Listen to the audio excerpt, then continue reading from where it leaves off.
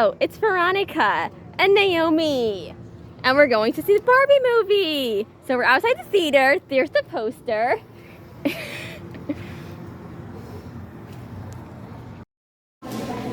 Okay, we are inside the theater now. Our mommy will not show her face. So if anyone thinks she was gonna show her face, you're not getting that. So we're gonna get some food stuff, and then we're gonna head into the movie.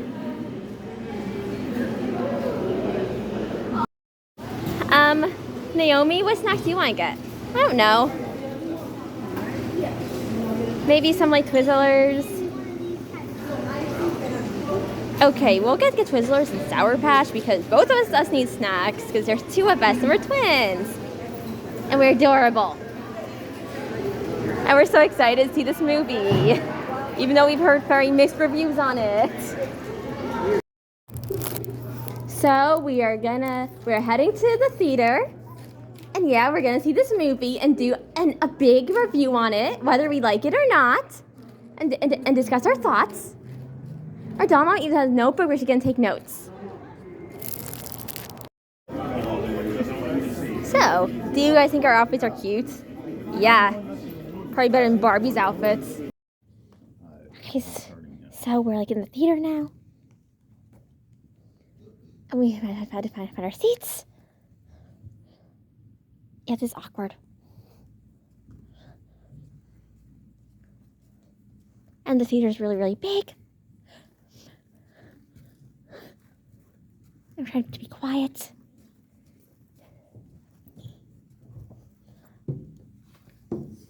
I think it's age 18 to age 19.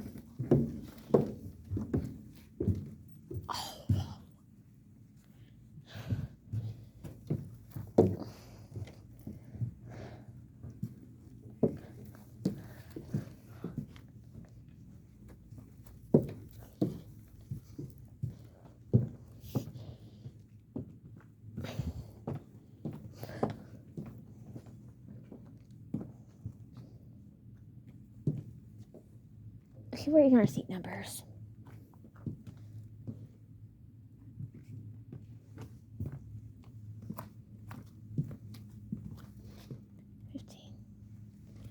I think these are 18, 19.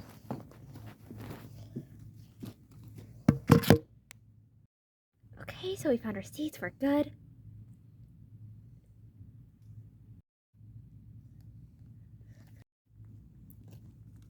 So these are all the snacks our mommy got for the movie. And icy. And yeah, she had 2 snacks for each of us.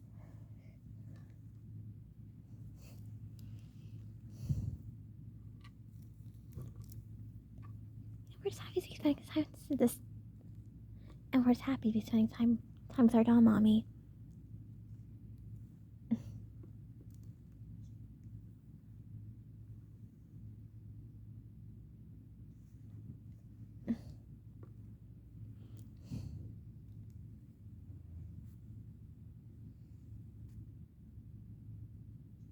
Yeah, we're at the movie theater right now, and it's really cool. It's a very new experience for us. Right, Naomi? Yeah, it is.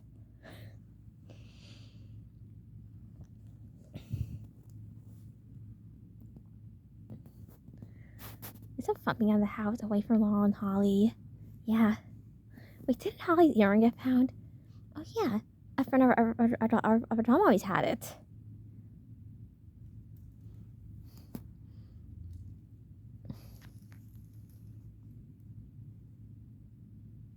Well, yeah, that's an update for now. And we will, and after this, we're gonna, watch them. And after all this stuff, after all this waiting is over, we're gonna watch the movie and tell everyone what we think. Yeah.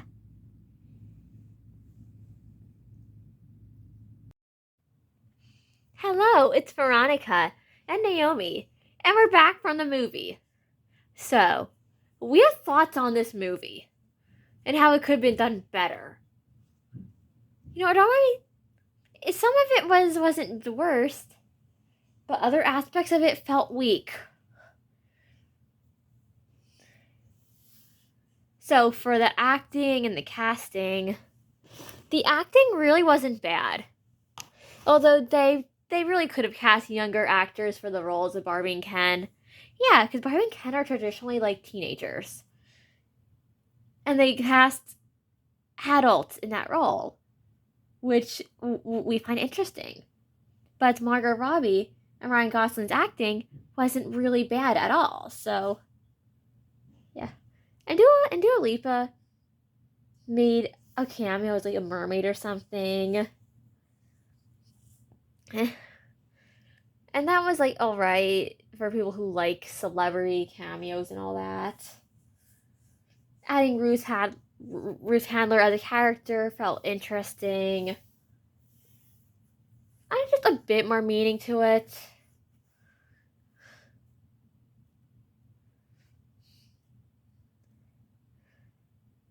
But yeah, the acting really wasn't all that bad.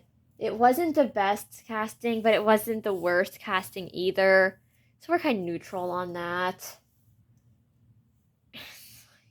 For set design and the costuming, well, we have to say probably a 9 out of 10 or a 10 out of 10 on that, because for those two aspects of the movie, that's where it shines the brightest.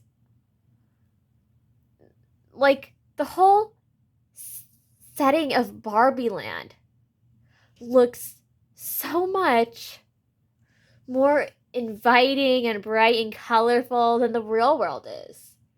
And just all like the life-size replicas of like Barbie dream houses. The whole set for that, like, it looks very, very cool. It looks like something an adult collector would have in their Barbie room. And that's why we think it looks really cool. And that the Barbies have their own society and their own dream houses and everything. And the costuming. Now that was spot on. Like, the outfits look so much like the outfits from the dolls they're referencing. It's really crazy seeing that and how cool it looks. Yeah, the outfits were really, really good. But this, and then for the soundtrack, it was definitely like okay. It was catchy. We really don't have any complaints there. But the one area where we have the most criticism is with the message and the plot. So, this is going into spoiler territory. I mean, this whole review is in spoiler territory. Yeah. So the plot is basically like Barbie's life is perfect. She's in Barbie Land. Ken's kind of like hanging around her.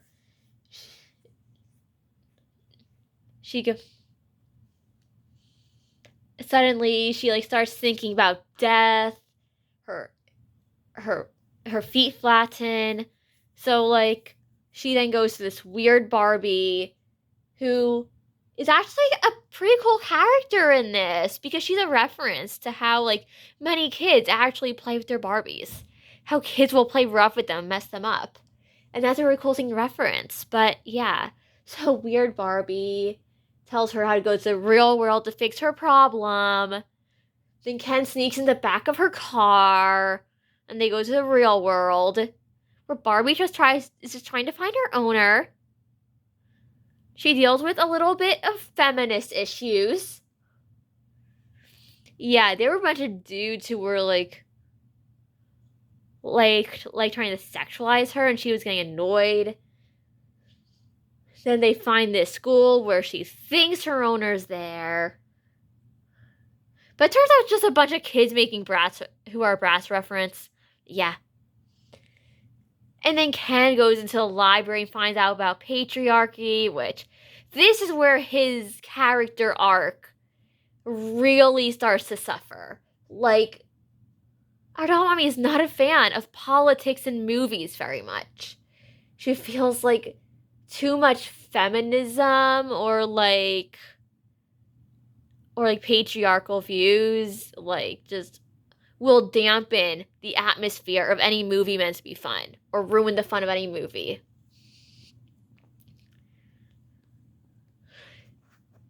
Yeah, so Ken like finds out about the patriarchy and horses and trucks and stereotypical manly things.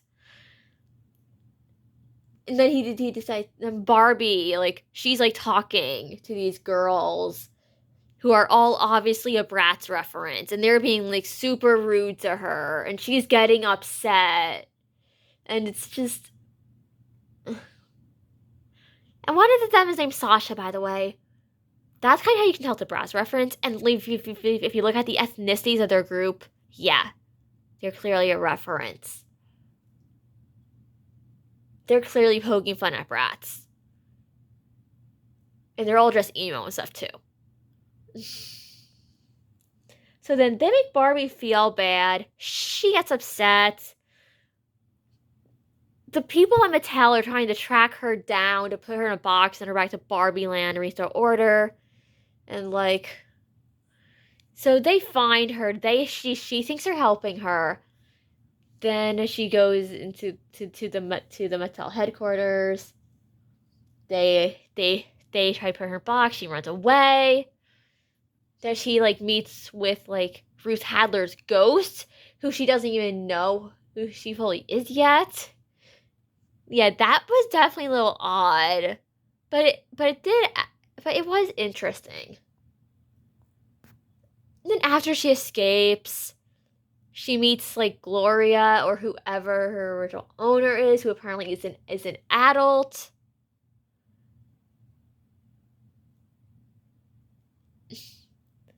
And then it turns out Gloria's daughter is that Sasha character from earlier.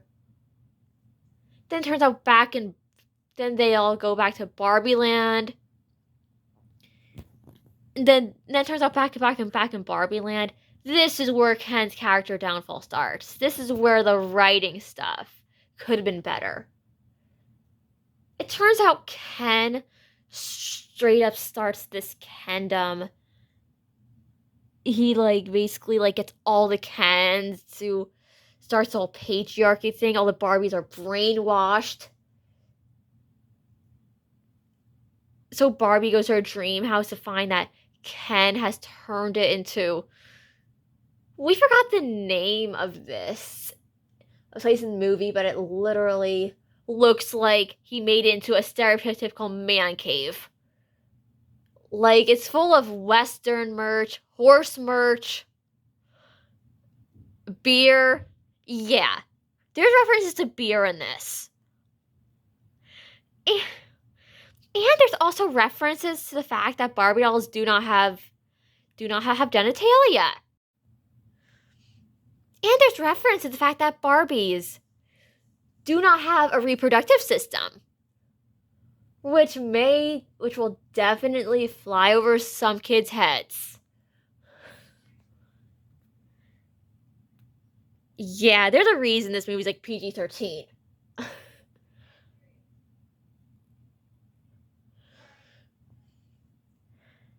And it also like pokes fun at several like discontinued Barbies as well. Like Hammer Girl Barbie, Growing Up Skipper, Pregnant Midge.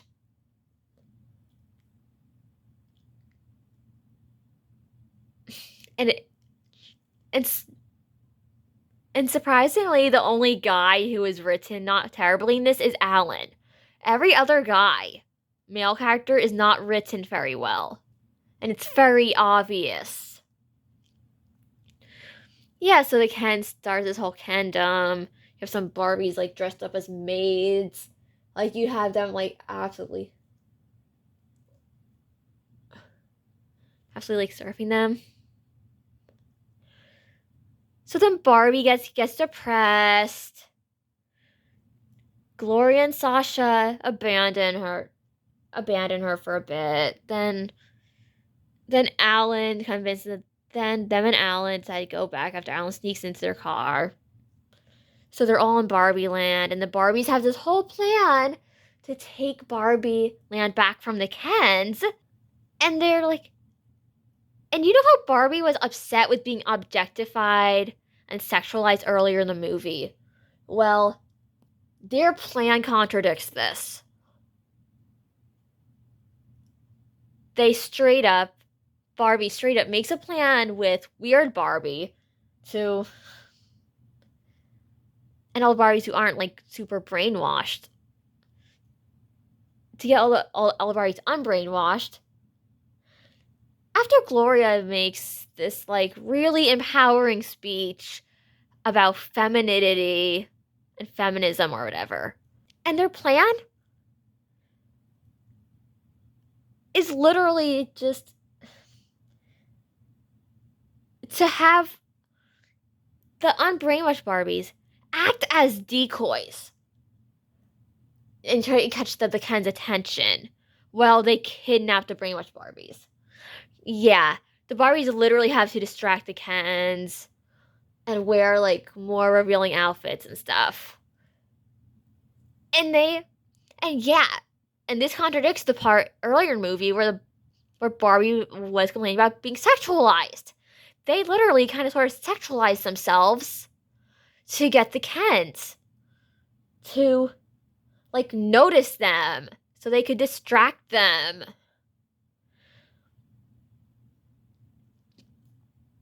And once they're all and then there's this big scene. Once they're all like unbrainwashed, Barbie then goes back to her like dream house, convinces Ken she's like into him and stuff. That like she'll be like his girlfriend, which he's happy about, and Ken's wardrobe is great in this movie, by the way. Like, he has this really interesting outfit in the second half with a bandana on his head and like a leather vest and this like fur coat, and it's a very cool looking outfit. Yeah, his fur coat's like super dramatic. And Barbie's outfit, her return to Barbie outfit specifically, she's copying my earrings. Because her earrings had bows with pearls on the end. My earrings had bows with pearls on the end. But yeah, continue on with the plot summary. She and Ken kind of hang out. Then it cuts this part where the Kens are like playing like country music or something. And the music in this really isn't bad, actually. Like, the two songs the Kens do really are a little bit catchy. And this. So then these Barbies do probably sexualize themselves the most by going to like different Kens. So like they could make all the Kens jealous of each other. Then the Kens are stupid enough to fall for this. So there's a whole part where they decide to have a war. But like they don't have any weapons because it's Barbie land. So it's like just them riding on like those horse heads that are on sticks and like just throwing beach stuff at each other.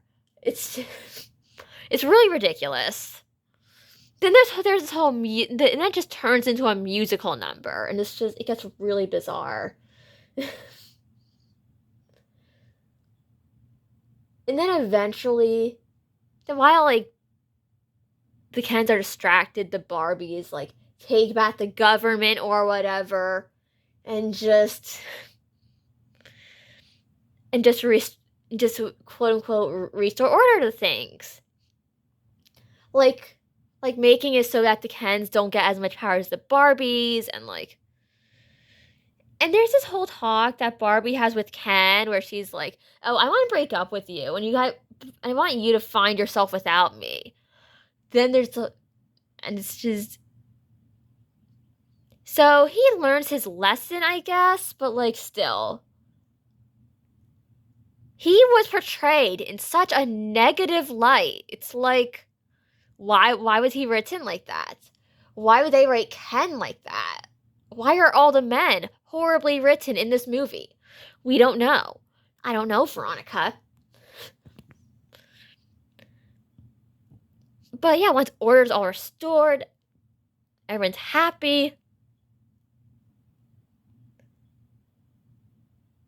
All like the Mattel CEO people, the Mattel CEO person is happy. And all like his like all the men who are with him and stuff. The ending is definitely bizarre though. Yeah, it literally ends with like the woman playing Ruth Handler, her ghost or whatever, going up to Barbie while in Barbie Land and like talking to her, telling her she's beautiful even if she's imperfect. And then it's just like, and then she like offers her this choice to stay in Barbie Land forever or go to the real world. Yeah, either live forever as an idea or go into the real world, live a human life, and die. So Barbie chooses to go to the real world. But, like, yeah, the message of this plot is very confusing. Like, it really tries to paint itself as being feminist. But, like, it portrays the men so terribly. Yeah, and there's even part where Barbie is talking to Ken where she wants him to find himself. She's acting like, oh, they're both important. They're both individuals, but then after that, you have them restoring ordered Barbie Land, aka making it so that the Kens don't have as much power as the Barbies. And thus, the whole like matriarchy in the social sector of Barbie Land is an issue as well. Because let's just say, the Kens don't have real jobs. The Kens are all homeless. While the Barbies all have their own dream houses. They all have real jobs. And the Kens are just like there to like support them. And it's just it's a very unfair social structure in this movie. It just doesn't feel right. Like, you know, I get it. Barbie is a line for girls, but the way the men are treated in this movie is just, there's something wrong about it. Like, if this was not written where like the page, I feel like the writers really messed up where they made the patriarchy the villain, where they wrote Ken the way they did. Because if they did not write the movie like this, we feel like it would have been better. Yeah, they should have kept it more about like references to the Barbie doll line, more about like Barbie Land and stuff, and not going too heavy on the whole the patriarchy is bad message. Like, we get it. Patriarchy is an outdated social structure. Patriarchy is not a good thing. But the message of femininity in this, it's just...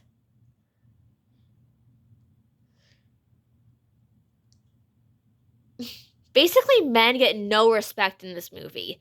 They are not well written. And compared to the female characters, they are dumbed down. Yeah, men are not that dumb in real life. I know, Naomi. I know. But yeah, if the message is all about be yourself and accept yourself despite imperfections, it's clearly only aimed at girls.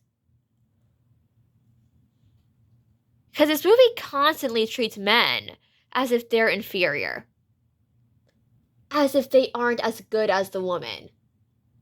It doesn't give them nearly as much as of an individual identity. Like, we get it. They're dolls. But the Barbies have their own individual identities. Why don't the Kens? Yeah, it just feels weird. Oh yeah, we said like the soundtrack was decent. Yeah. It was like the songs are decently catchy. We don't have an issue with it. And for our overall thoughts on this movie,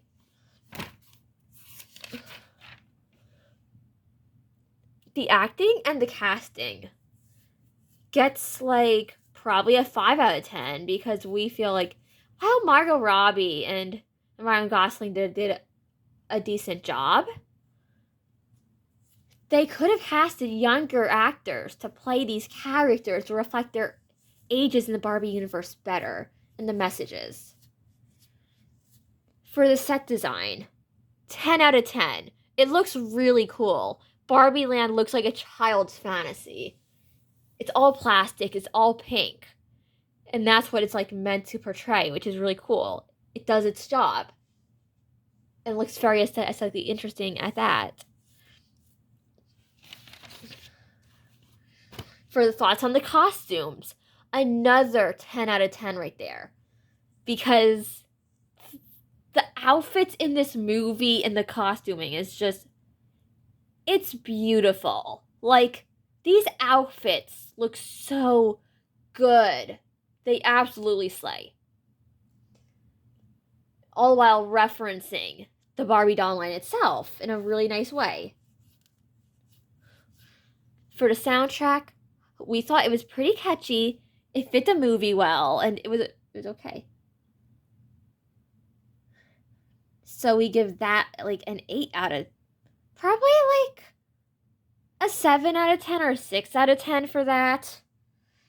Because it feels fitting enough. And now for the plot, for the message, for the plot, I don't know. I feel like, I don't know, maybe the plot gets 1 out of 10 or 2 out of 10.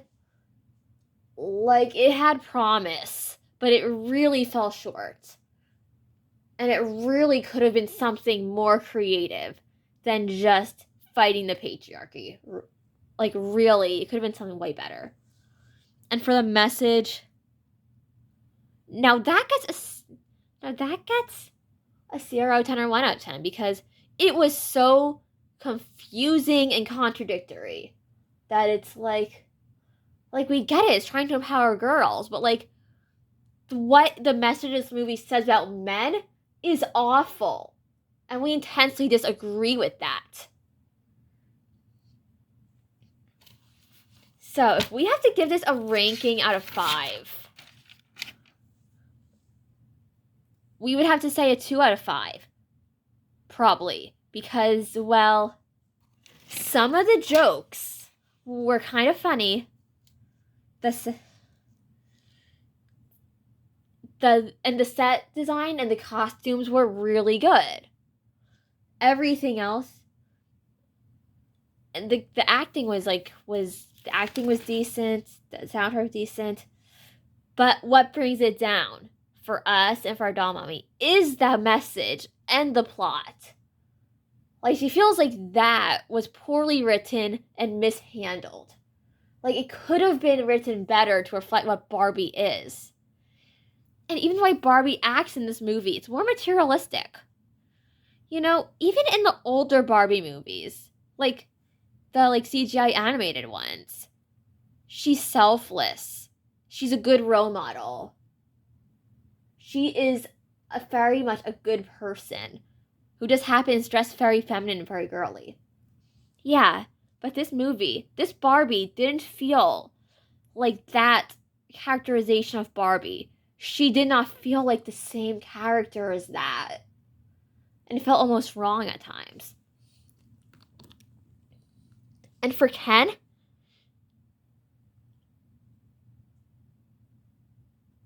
a 0 out of 10 on his writing.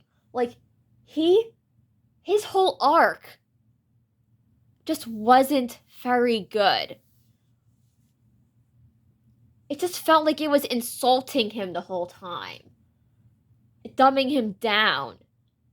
Making him look bad so that Barbie could look good. Which is not how you do empowered female characters. Yeah, when you want to do an empowered female character in a movie, You write them well from the beginning. You make them fleshed out, nuanced. You don't put down the male character to make the female character look good. I mean, Ryan Gosling's acting wasn't bad. But, like, his character arc felt so weak in comparison to Barbie's. It's like they really didn't do his character justice.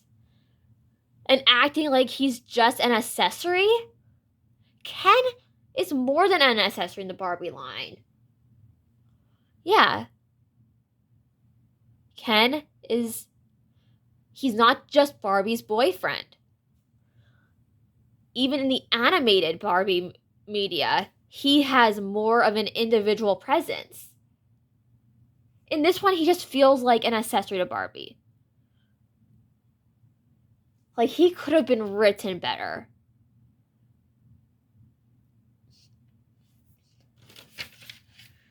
And I'm sorry that this review has to be so negative with this. But, like, that will ruin the movie for people. If the writing has, like, messages like that are too preachy, that are very forceful. Like, a movie can have a beautiful aesthetic and great costume design, but, like, what is a good movie without a good plot, without good character development, without a good narrative? Like, yeah, the narrative could have been better. Like, personally, we feel like this movie doesn't represent what Barbie is to our doll mommy and to many people who grew up with Barbie. Many people see Barbie as a positive role model. As, like, more than just, like, a plastic doll that you dress up. More than just an idea of perfection. And Barbie's other media portrays her in a much more positive light. And yet this movie portrays her in, like, a more selfish and different manner, arguably. It's like, it doesn't feel as much like Barbie as the other versions do. I'm sorry, this review is so long and it's frustrating. Yet somehow this movie is not even our doll mommy's least favorite, like, movie adaptation or something. As for what is her least favorite, it's the Lightning Thief movie based off the Percy Jackson book by the same name, and its sequel, The Sea of Monsters. Yeah, those two movies are still the worst offenders in her case, because she grew up reading those books, has a lot of nostalgia for them. And now after watching this movie, our doll mommy understands why there are many Barbie collectors who are upset with it. Because it doesn't represent Barbie's message in the best way. It twists it. It makes it more convoluted than it needs to be. Like, it could have done way better. It could have been way more respectful to the line. But it did, but it wasn't. And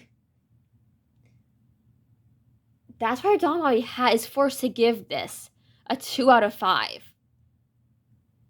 Because while the set design and the costumes are the saving grace and the silver lining, the plot and the message of it felt weak and could have been done much better. And did we have fun watching the movie? And did we enjoy it? I mean, I'd argue that we enjoyed it at least a little bit. Like, it had its silver lining. It had its moments that weren't the worst. But will we be, like, revisiting this movie? Probably not. We just wanted to get this review over with. And while, like, the movie wasn't our favorite movie ever, it's like, we still had fun watching it with our doll mommy, decide on our own opinions on it, because, like, we see all these other collectors just praising it. I think it's the greatest movie ever. And what we think, it's not the greatest movie ever. Like, it just feels disrespectful at times to, like, Ken and, like, certain aspects of the Barbie line. And just, we get it, it's a satire, but still. The way Ken was written felt wrong. It felt horrible. And I know, I'm sorry. I didn't mean for this to become a rant, but this is,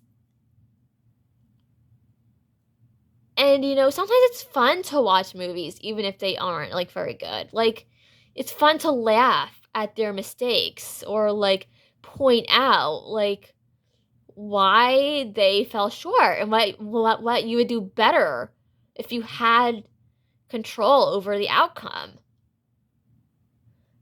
That was part of the fun of watching this movie.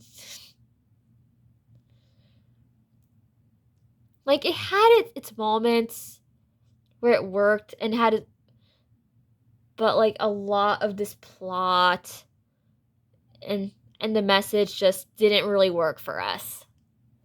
It felt too forced. Well, Mr. Audience, that was our review on the Barbie movie. And we're going to change out these pink outfits soon, which we're so excited because we're so sick of these outfits. But yeah, that was the review. And I'm sure that others, and that's just our doll mommy's opinion, by the way.